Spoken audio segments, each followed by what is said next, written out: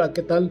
Bueno, hace una semana, precisamente, casi una semana, se dio a conocer la entrega del primer informe del gobierno de Alfredo Ramírez Bedoya.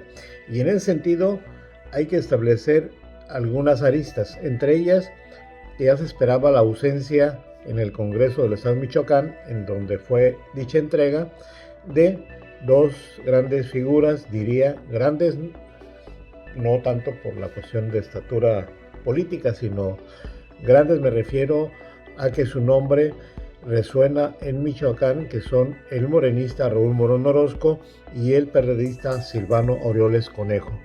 Y en ese sentido, bueno, pues insisto, se esperaba su ausencia, no había más. Por otro lado, pues habrá que también en este resumen, en este análisis, digamos a priori, a una semana, pues hay que destacar situaciones como que, bueno, el peor discurso fue del panista Hugo Anaya, el mejor fue del periodista Víctor Manríquez, por su estructura, más allá que se pueda discutir el meollo del contenido, pero fue un discurso estructurado, bien claro, bien dirigido, es decir, insisto, más allá de que podemos debatir sobre el contenido. Digamos, uno de los más discursos que trató de ser mesurado, trató de ser medio imparcial, fue de la morenista María de la Luz Núñez, quien, bueno, como se sabe, fue a respaldar al gobernador Alfredo Ramírez Bedoya. Sin embargo, trató de ser crítica a la vez, no le resultó, porque evidentemente era más enfocada a la situación de estar del lado de Alfredo Ramírez Bedoya, y para mí tuvo un lapsus, creo que para ella no, y es cuando dice que este gobierno ha dialogado con maestros y normalistas, y de los segundos dijo cuyas demandas son factibles, es decir, son justificadas, lo cual podemos diferir más allá de cuestiones de enfoques, podemos diferir porque eso es una real mentira, es decir, los normalistas exigen plazas automáticas y ingreso automático a las normales.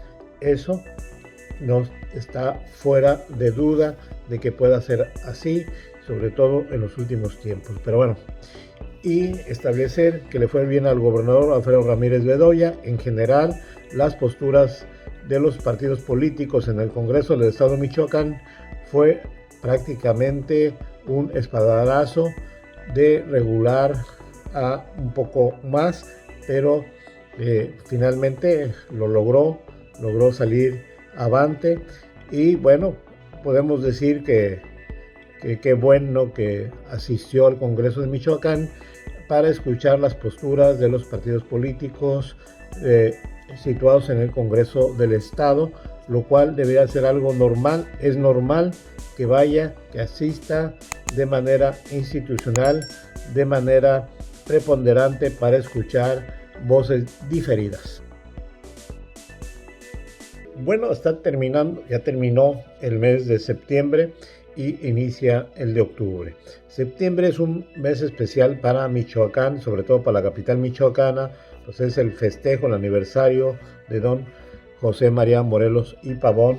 Y bueno, en ese sentido, pues hay que destacar que aparte de eso vienen las fiestas patrias, viene la entrega del informe de gobierno de Michoacán y viene otra serie de eventos, en este caso una feria internacional del libro de la capital michoacana.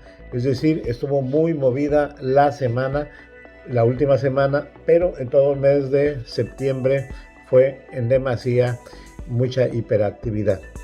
Y establecer los dos puntos, las fiestas patrias, que también se da, lamentablemente coincide con los famosos granadazos que se dieron en el tiempo del entonces perredista Leonel Godoy Rangel, quien, como se sabe, era gobernador del estado de Michoacán, hoy es diputado federal, pero ahí se mantuvo una postura de reabrir el caso que no se ha esclarecido, no del todo, yo diría una gran mayoría no se ha esclarecido. Y bueno, pues nomás establecer que en ese sentido hay que tomar en cuenta que también si se reabre el caso se tiene que enfocar a la omisión del gobierno del entonces gobierno de Michoacán, insisto, presidido por Leonel Godoy. Pues se advirtió, hubo amenazas y advertencias de que iba a pasar algo violento en la noche del grito de aquel entonces, y no se tomaron las medidas correspondientes por los resultados que ya hemos establecido: una serie de muertos, una serie de heridos, una serie, valga la expresión, de damnificados, familiares y propias víctimas. Y bueno, pues está ahí pendiente. El otro punto es de que ya debemos olvidarnos usos y costumbres de anteriores gobiernos, priistas y perredistas sobre todo. Y bueno, este gobierno es diferente, o trata de ser diferente, aunque con ciertas actitudes en que uno no podrá estar de acuerdo, pero insisto, son formas de gobernar diferentes, como ellos dicen. Me refiero a los morenistas, y pues estableció unas fiestas patrias a su manera, a su forma de ver las cosas. Pero bueno, habrá que decir que las fiestas patrias encabezadas, la organización por el gobierno de Michoacán, fueron tranquilas, pacíficas, y aparte pues se mostró que volver después de la pandemia, estamos viviendo ya una vida prácticamente normal. Así también pasó con el 30 de septiembre, que es el aniversario de don José María Morelos y Pavón. Y bueno, pues establecer nada más de que estamos volviendo ya en la práctica, en los hechos, a una realidad después del COVID-19, y eso es interesante, es bueno, yo diría es extraordinario retomar las actividades normales, porque también habrá que decir que se normalizaron, valga la redundancia, con normalizaron las clases presenciales. Eso ya digamos que nadie o difícilmente se echará para atrás, y menos que la gente salga a las calles a disfrutar, a trabajar, a estudiar, a hacer sus actividades cotidianas de hace más de 2 años, 3 años. Y bueno, pues establecer que bienvenida la normalidad. Efectivamente, 2 de octubre no se olvida. Sin embargo, habrá que considerar varios otros casos igual de lamentables, pero que siguen ahí, y igual que el 2 de octubre, sin esclarecerse de manera horizontal. Caso de Michoacán, bueno, pues tenemos el caso de Arantepacua, la comunidad indígena de Nahuatzen, donde una irrupción policíaca del gobierno de Michoacán provocó la muerte de víctimas inocentes, comprobado este caso, y en donde, a pesar de unas recomendaciones de la Comisión Nacional de Derechos Humanos, no se ha dado cabal cumplimiento a las mismas, pero sobre todo no se ha castigado a los responsables. Esto sucedió en tiempos del gobernador perredista Silvano Aureoles Conejo. Pero también tenemos a otro gobierno de carácter perredista, del entonces mandatario Leonel Godoy Rangel, en el caso de los granadazos en la capital michoacana un 15 de septiembre, en donde también detonaron 2 granadas y hubo decenas de víctimas, tanto de muertos como de heridos.